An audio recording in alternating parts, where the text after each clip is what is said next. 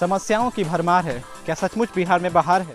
मैदाने जंग में कौन करेगा कैमूर फतह, किसे चुनेगा कैमूर? देखिए कैमूर दर्शन के साथ।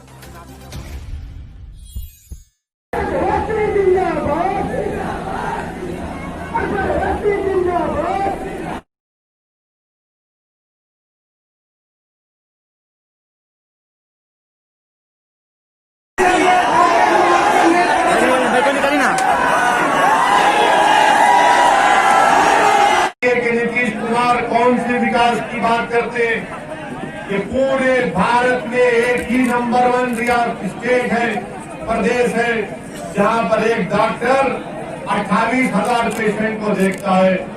आप देख लीजिए कि स्कूलों का इंतजाम नहीं है। स्कूल तो है मगर टीचर नहीं है बच्चों को पढ़ाने के लिए। यहाँ के हमारे नौजवान बच्चे अपनी डिग्री को हासिल करने के लिए बिहार से दूर दूर राजस्थान जाते हैं, तो कहीं दिल्ली और मुंबई जाकर अपनी तालीम को खत्म करना चाहते हैं। मैं आपसे भी बताना चाहूंगा कि जहां पर अस्पताल की बात है, क्या ये बात सच नहीं है नीतीश कुमार जी कि 18 अक्टूबर को जागरण अखबार ने एक न्यूज छापी, एक झोला छाप डॉक्टर ने हमारी एक बहन का ऑपरेशन किया तो पेट में उसके बैंडेज को छोड़ दिया। आप बताइए इसका जिम्मेदार कौन है? फिर यहाँ पर आप जानते हैं कि लॉ एंड ऑर्डर का मसला, एक हमारी बहन कांस्टेबल थी जिसको जहेज के लिए सताया गया तो उसने खुदकुशी कर ली। बबुआ में स्टोन माफिया का इतना रूज है कि फॉरेस्ट के ऑफिसर्स पर गोली चला दिया जाता है। आप ये भी जानते हैं कि बबुआ दरौली स्टेट हाईवे है जो उत्तर प्रदेश को लगता है, और वहीं पर कुदरा और बबुआ की रोड है। ये दोनों रोड ऐसी है, ऐसा लगता है कि चांद के खड्डे भी यहाँ के खड्डों को देखकर शर्मा जाएंगे। ये हाल बिहार के विकास का है। मगर आज आप देखते हैं कि नरेंद्र मोदी ने वादा कर दिया कि मैं 1 साल के अंदर 19 लाख नौकरियां दूंगा, तो वहीं पर आरजेडी ने कह दिया कि हम 10 लाख देंगे। हम आरजेडी से, नीतीश कुमार से, मोदी से पूछना चाहते हैं कि आरजेडी को 15 साल, नीतीश कुमार, मोदी और आरजेडी को 15 साल, 30 साल पहले अगर कोई पैदा हुआ होगा तब तक उसकी शादी हो गई होगी, 4-5 बच्चों का बाप या मां बन चुकी होगी। 30 साल में आपको याद नहीं आया? 30 साल में आपको याद नहीं आया? मेरे भाई, मेरे नौजवान साथियों, आप अंदाजा लगाइए कि अगर 1 लाख नौकरियां टीचर्स की खाली है, 1 लाख डॉक्टर्स की नौकरियां खाली है, क्या कोई डॉक्टर टीचर की नौकरी करेगा? क्या कोई टीचर डॉक्टर की नौकरी करेगा? जब स्कूल में पढ़ाने का इंतजाम नहीं है, जब डॉक्टर्स के लिए मेडिकल कॉलेज नहीं है, तो कैसे नौकरियां पैदा होंगी? ये उसी वक्त पैदा होगा जब आप कुशवाहा साहब को बिहार का नया मुख्यमंत्री बनाएंगे, तो तालीम में, स्कूल में, डिग्री कॉलेजेस में, अस्पतालों में राइस की मिलें खुलेंगी, रिश्वत का खात्मा होगा, और बिहार जो पीछे जा रहा है नीतीश कुमार के दौर में, हम बिहार को एक खूबसूरत मुस्तकबिल दे सकते हैं। मैं यही आपसे गुजारिश करने आया हूँ। एक और बात जो मैं आप तक पहुंचाना चाहता हूँ कि बीजेपी के उत्तर प्रदेश के चीफ मिनिस्टर बिहार को आए, और बिहार को आकर उन्होंने बिहार को आया और बिहार को आकर उत्तर प्रदेश के योगी ने कहा ओवैसी का नाम ले दिया। हम बीजेपी वालों से पूछना चाहते हैं कि भाई साहब, आपके ख्वाबों में हम क्यों नजर आते आपके ख्वाबों में हम क्यों आपको नजर आते? योगी बिहार को आए, अरे बिहार के बारे में बात करो, मगर नहीं पाकिस्तान और ओवैसी की बात कर रहे हैं। कल नरेंद्र मोदी ने इलेक्शन की एक सभा में कहा कि मैं अपने सर को झुकाता हूँ बिहार के उन बहादुर जवानों ने जिन्होंने चीन के साथ गलवान की वैली में मुकाबला करते हुए भारत की सरजमीन को बचाने के लिए अपनी जानों को कुर्बान कर दिया। हम भी उन बिहार के उन बहादुर सिपाहियों को सलाम करते हैं, उनके माँ बाप को सलाम करते हैं। मगर भारत के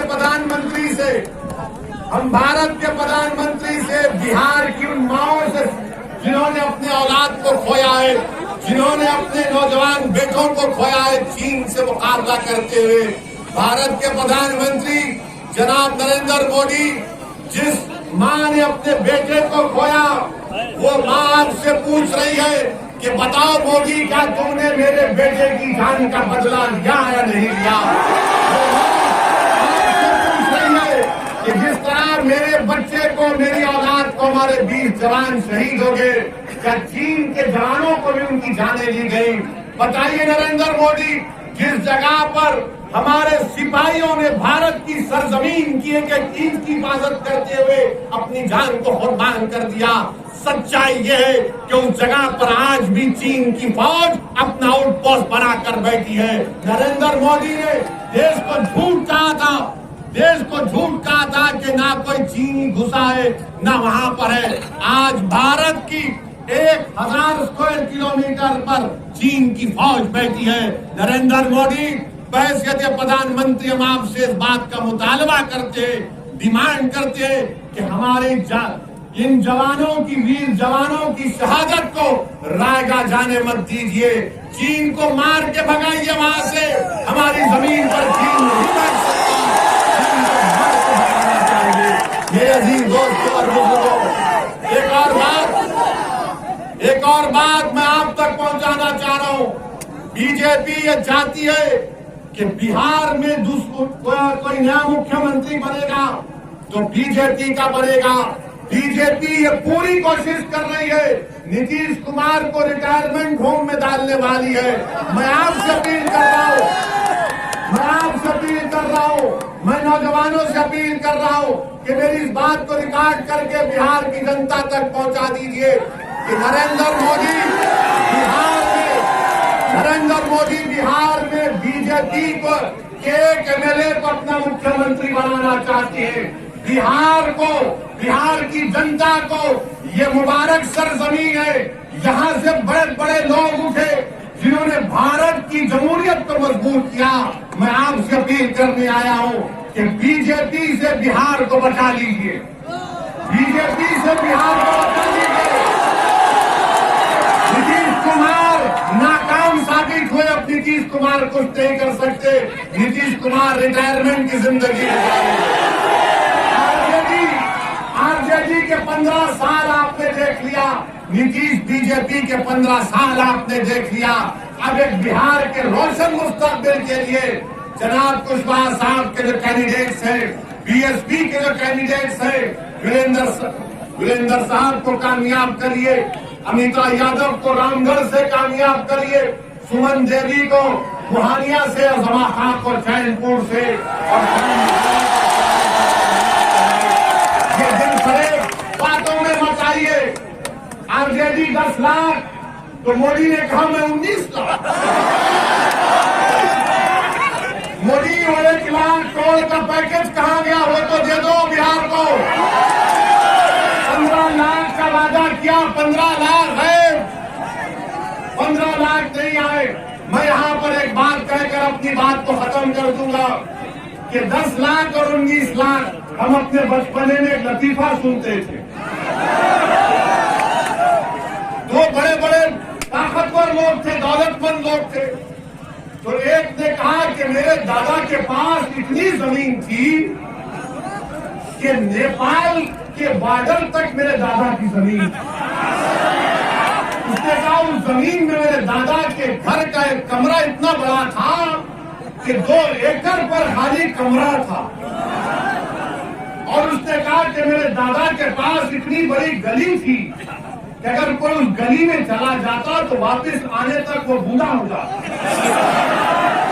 तो दूसरे ने कहा इतने लंबी छोड़ी, मुझे भी लंबी छोड़ना है।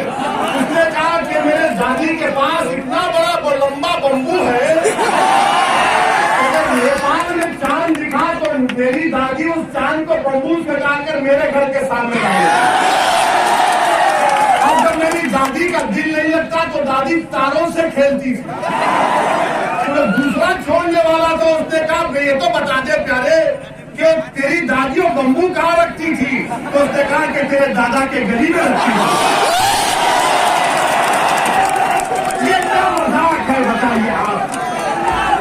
10 लाख और 20 लाख तुम्हारे 15 साल में तुमने कितने नौकरियां दी बताओ आरजेडी वालों? नौकरी मिली तुमको? क्या नीतीश कुमार ने नौकरी दी नौजवानों को? मेरे भाई जब कुछ किसी ने कुछ नहीं दिया तो क्या तुम्हारा और क्या हकदार है? 28 तारीख को आप बड़े इत्मीनान और पूरे एतमाद के साथ सुबह निकलिए और आरएलएसपी और बीएसपी के इस अलायंस को जिसमें MIM भी शामिल है इसको कामयाब करिए। शुक्रिया।